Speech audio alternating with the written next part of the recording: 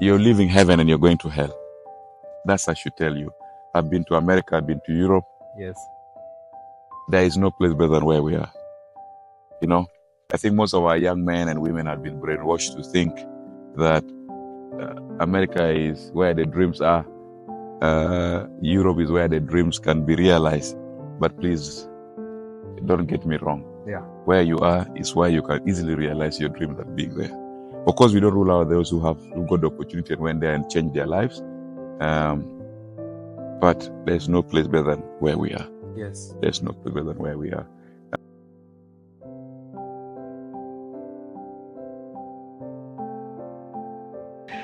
Those days, my mom would wake me up early in the morning.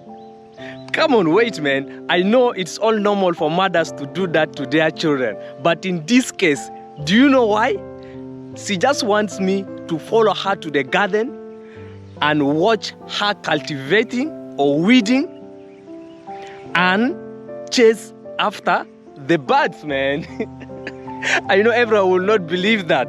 But wait, do you know why? Those memories made me to visit this large farm in South Sudan. Good morning, my beautiful people. I know you're all doing so fine. This is showbizclinic and I am back with another interesting story. Guys, I am in South Sudan and specifically in the eastern part of South Sudan. That is where I am currently. I am in a town called Torit. I know everyone knows Torit because it's a very historical site, one of the very historical sites in South Sudan. And guys, I am in a village called Gunyoro, and I'm gonna be meeting up with a very inspiring young man who inspired a lot of South Sudanese and African at large. A guy called Ajo Noel, the director of Igele Farm.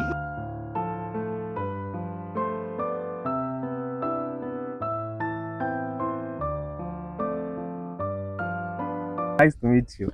Nice to meet you too. Yes, I'm Isaac. Isaac, I'm Mr. Ajo. Welcome Yes. to the Igele Farms. Yeah. Here we are. We're in one of the sections of the farms. Yeah. You are really so inspirational to many, and I really want to thank God.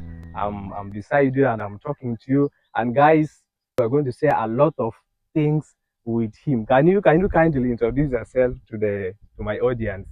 Yes, our good audience. My name is Ajo. I'm the director of Igele Farms. Yes. Igele Farms is located in Torit County in Eastern Equatorial State. Yeah. In a Payam known as Ifo to Payam.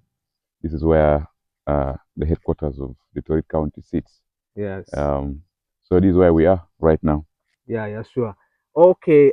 As let's talk about your background. Where are you from, and are you coming from specifically this place? Yes, I'm from here. My father is from here. My mom is from Yei. Wow. Guys, that's where I'm from. So we're all from here, Central Equatorial State. Yeah, so now when you hear the name, Ajo. Ajo is a Kakwa name. It's not a Lotuko name. Yeah. So it's one of the beautiful name my mother gave me. Yeah. I think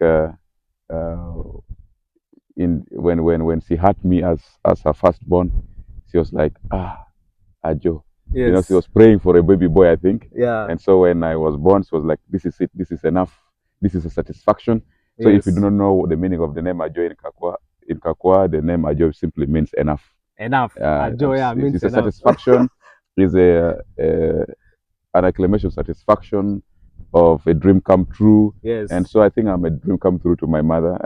Wow. And I think I want also to live to that ideal of that name. I think, and that's why we're trying to do some of these things.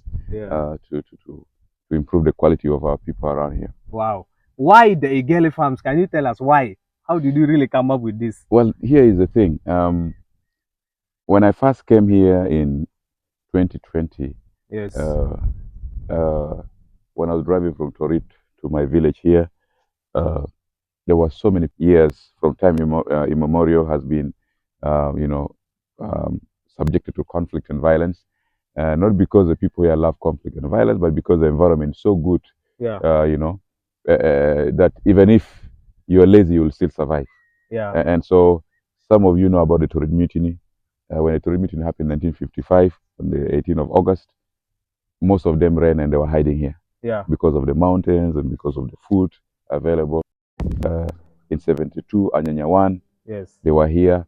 Again, when we had in 83 our SPLA movement, they were here. In fact, where the Gele farm used to be, where the Gele farm is, and where my house is, this used to be the army barracks for the Tingli battalion of the SPLA. Yes. And John Garang used to be at the foot of those mountains. Yeah. And some of the commanders were here. And across those mountains is Palotaka, Obo, goes up to Magui site. Yeah. And again, when Konyi was chased from Uganda, he came and put up his base here also in a photo at the foot of those mountains. Yes. And so we thought, I was of the idea that we must do something that would break the cycle of violence. We're fighting ourselves for no reason.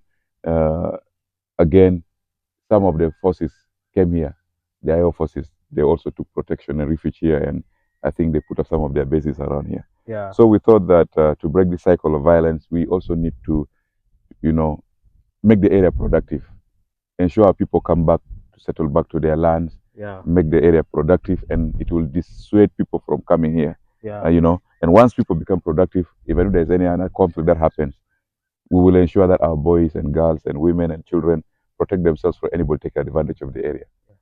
And this is why our farms around for our people, encourage our people to come back home, settle, and we occupy all our mountains and our people make the land productive. And above all, as a country, I think we depend so much on food import. Yeah. And we think this is one of the strategies. As a former Red Army and all that, one of the philosophies we are being taught was that our first liberation is our liberty. The next thing is, we need to work on our prosperity. If you look at the emblem for the SPLM is peace, liberty, peace, and prosperity. Yeah. Now, where is the prosperity if we don't do agriculture? Yes. So we will need to use our land to work on the prosperity aspect of it. We're still working on peace. We're working on liberty. We must also work on it. That's why I bring up this idea. Yeah. And so many people are coming all over the country. I want to encourage them to be they come from. Yes. So that we become food sufficient. Yes. We improve on food security, because one of our biggest problems is food insecurity.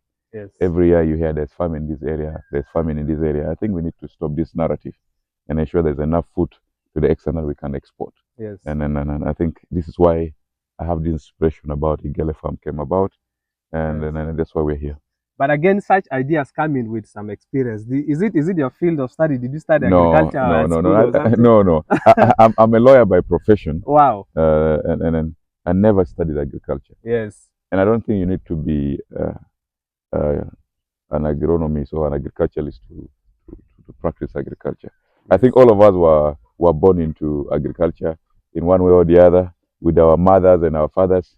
We used to wake up every morning, Mamolodo Fidari, we go and, begin cultivating. Although it was a low-scale subsistence farming to survive. Yeah. But again, I think it paid some of our school fees. It fed us. Yeah. And I think all of us, whatever profession you practice, yes. I think all of us are agriculturalists in one or the other. Okay, I know a lot of people or young Africans they believe by saying maybe if you grew up from abroad and if you come up here in Africa, that's where you'll have to develop such a thing. You'll have that thinking. Have you grown up abroad or studied abroad and you came here? Well, and you came up with some suggestions? Not really. I think that is just a stereotype. Yeah. That's a stereotype.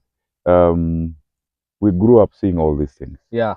You don't need to go abroad to do it. Yes. And most of us grew here. If we went out, we only went. Yes. So, I think that is a stereotype that is not helping our people. Yeah. What is important is that this should be a normal thing for everybody to do, whether you're a lawyer or a teacher or a doctor. Yes. I mean, it should be a normal phenomenon for everybody to do this. Yes. So it really has nothing to do with going abroad or otherwise. Yeah, sure. We live all our lives here. Yeah.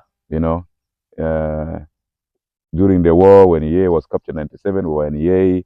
Until CPA was signed, we came here, etc. So, I mean, there's really no reason why we should be thinking that you need to go abroad to do this. Yes, yes, sure. Yeah. Okay, when we're talking about the Egele farms, how many hectares are we talking about? Well, so far, I think if you have seen, Yeah. we're talking about something over 2,000 acres of land. Wow, 2,000. Yes, and I think it's work on progress. Yes. Hopefully by next year we can add more 1,000, etc. Wow. And yeah, this is what we're doing. Okay. Okay. Talking about the hectares and the land, how we acquiring those?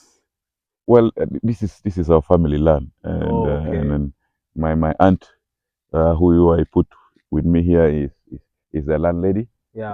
And so this is like where I come from. This is like our land. So we decided to make it productive. I'm making it productive, and this.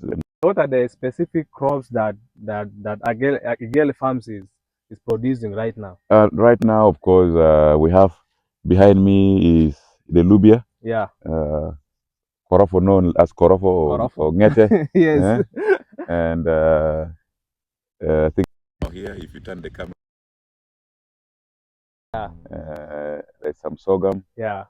This matoke we brought from Uganda. We want to see how the matoke will do. So far, the ones that have grown are doing very well. Yes. I think we have started selling some, and they're really beautiful. Wow. And I think in the long run, there's no reason to bring matoke from Uganda. We'll produce ours here. Yes. We have maize, and then of course we have beans. Yes. And then of course there are fruit trees that we're putting. Yes. You see, those are some fene. We're trying them out. Some avocados, and then of course we have a farm behind, which is about almost 1,000 acres where we're trying to do house avocado. We're trying to introduce house avocado as a cash crop for South Sudan. Yes. And so these are things we are doing, and hopefully next year we'll have more crops that we'll be introducing. Wow. Okay, let's talk about how you deal with irrigation. Yeah, we don't do irrigation so far. We Yeah. are rain fed. We still don't have capacity to afford irrigation. Yes. Yeah, but we're trying to put up a small system just to provide water for vegetables farming. So during dry season, we can still continue to supply healthy food for our people. Yes. And so far, we're trying to improvise for vegetable farming, but in terms of irrigation, we still don't have capacity to be able to really do proper irrigation schemes in the farm. Wow. How about the farmers? Are they based in the community, or they're also from somewhere else? Yes, most of our workers are from the community here. Yes. But as you have seen, almost every tribe of South Sudan is here. Yeah, Everybody's doing their job. Yeah. Because again, I mean, we want people to realize that we are one people, and whether we like it or not, this country will never divide again. Yeah. And so we must appreciate the fact that the differences that we have from tribe and community make this country more beautiful. And we must so learn to celebrate our diversity, and that's why we want everybody to be able to come here. Yes. Whatever tribe you're in, feel comfortable. This is your home. This is your country, and let's learn from one another and let us grow together. Yes. Yeah. Let's talk about some projects. In one of your interviews, I've seen you talking about a project. I've seen you talking about signposts and NGOs coming to you, and they want you to do what they have designed. They don't want you to come up with your project, and you give them and they deal with it. How did you solve that, or how is that? Well, for me, honestly, I am not a fan of NGOs. Yes. I think there is a mismatch in their perception of what the communities want and their projects. And so my issue is a matter of policy, is a matter of how the projects are conceived and how they are designed. Yes. And I think the best would have been that before any project comes to an area, you need to assess what the needs of the people are and work with the people to provide solutions to their most pressing needs. Yes. And really, I'm very uncomfortable when people say they're helping people and they announce to the whole world, putting signposts around. Yes. Egele farm is about 2,000 acres, but we don't even have a signpost. Yes. But if you drive along this road that we are working on, you see a small farm 1 acre and there's a huge signpost. Like, in fact, you see that the cost of the signpost is more than what is on the ground, and I don't see any any value in that. Yeah. You know, it's like we care most about, you know, publicity and branding than really what goes down to the beneficiaries. And I think we need to rethink this approach on how um, uh, projects or developmental projects are perceived and supported. Yes. Yeah. Let's talk about the difficulties you're facing currently at the farm. Yeah. I think our biggest challenge is, as we said, we are rain fed, and in case of drought, we will have a lot of losses. Yeah. Of course, financing is one of the biggest problems. We don't have any financing, um, especially from government. I think this kind of projects, I expect that government should take the lead. Yeah. Should not go and begin looking for external funders or going to NGOs for help. Not really. I'm a believer in government working with its own citizen to improve the quality of life, to create wealth, and you know, improve on food security. And so I think one of our biggest problem is funding is not there, and also building synergies between private people like us and government, and then of course how each can supplement each other in terms of how, you know, government can support, not only in terms of money, but I think also in terms of technical advice, etc., etc. It becomes easier for, you know, farmers like us. As I said, I'm not uh, an agriculturist by training, and so I have to employ one, but that person also needs to support. And again, at the end of the day, government need to build statistics on how much food they're producing. You know, if you don't really embed your technical people with the farm, how will you know that we're producing this much of food to be able to build better statistics for government? So I mean, some of these things are some of the challenges we face. Of course, labor is a problem. It's very expensive to get, Yes. and of course, and some of us also have itchy fingers. Yeah. You come around, you want to take something. Yeah, So sure. sometimes community steal from us. Yeah. Some of us steal from ourselves. Um, and I mean, those things happen. Yes. And that is how the ecosystem or the ecology work. Yeah, that's right. Of course, also we have, as you can hear, the bats The birds, yeah. with the sorghum nearby. They are very excited. They're producing more. Yes. So we have problem with dealing with them. Yeah. Monkeys around, when the maize are doing well, the monkeys also come. They want to have their share. The pigs are around, the wild pigs. They want to have their share. So we all have these so many things at play, and these are the challenges that we face. And of course, we have challenges with roads, sometimes accessing the market. Yeah. When the roads, with this rainy season, the roads are bad. And I mean, these are normal day-to-day challenges that we face in the farm. Wow. So my audience watching you right now, we really love to know where you are selling your produce currently. I mean, we so far Beyond Africa or nationwide? We're only dealing with South Sudanese. South Sudanese, we're trying yes. we are trying to eat what we produce. Yes. That's the motto we're trying to embark on. Yeah. We want to produce what we eat, and if we're able to eat enough and there's excess, then we can sell to the outside of South Sudan. But for now, we're producing for ourselves. Yes. So far, we're selling here in Ifotu, we're selling in Torit, and I think our delivery truck today left for Juba. They're taking orders for Juba, but I think we will really start exporting when we start. I think the next 2-3 years, when our avocado do very well, if we succeed, I think we will be able to export, because so far we have planted about 2,000 trees. Yeah. The plan is that by the end of the year, we should be able to plant about 5,000 trees. By next year, if we can make like 20,000 trees, wow. I think if they do very well, we'll have enough fruits yes. that we can sell to our market here and we can export. Yes. So I think it's work on progress.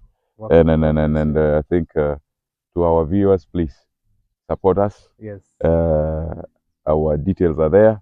Yeah. And our managers are there. They try to do what they can. Yeah. There are challenges, but bear with us. We're still starting. We hope with time we will have designated stores where you can go at any time you want and have whatever you want. Yes. Actually, as I have asked you earlier on, you know, as there are young Africans there who are really struggling, and they're believing that they want to go abroad. They even go with shortcuts you know, and they end up somewhere not in a safe way or in a safe place. What's your advice to them? Just as started. Yeah, I think is is is is the worst thing that is happening to us. Yeah. You're leaving heaven and you're going to hell. That's I should tell you. I've been to America, I've been to Europe. Yes. There is no place better than where we are. You know, I think most of our young men and women have been brainwashed to think that America is where the dreams are. Europe is where the dreams can be realized. But please don't get me wrong. Yeah. Where you are is where you can easily realize your dreams of being there. Of course, we don't rule out those who got the opportunity and went there and changed their lives. But there's no place better than where we are. Yes. There's no place better than where we are. We watch videos and you're excited, thinking that is what life is. Yeah, sure. No, that's not what life is. Yeah. There are more street people. I think there's a problem with the economics of measurement. Yes. Here, if you don't have anything there's nobody who has nothing here in Africa. At least if you don't have something to eat, you'll not be homeless. Because you can still go to your village, piece of land to start a life. But then you even don't have no apartment, you can't pay bills, you can't do anything. You know, people work. You work until you. Yes. Nobody can eat. You can dress smartly, Yeah, sure. and live a life. Yeah. And so I think it's all is all about the state of mind that we have put our young men and women through. Yeah. The brainwashing can make Africa the best place to live in. Wow. Even them in Europe, they say Africa is the next thing, and Yes. you want to go to where there is nothing like the next thing. Yes. I mean, what has bewitched us? Wow. You know. So I think really I want to encourage our young men and women. This is where life is. This is where life is. So guys, it has been a very interesting time with the Igele Farm director, that is Joel Ajo. Yes. Joel Ajo, that's the name, right? Noel Ajo. Please help me like the video, subscribe to the channel. We are almost at 20,000 subscribers, and thank you so much guys for watching this video. See you in the next one. Peace. Thank you.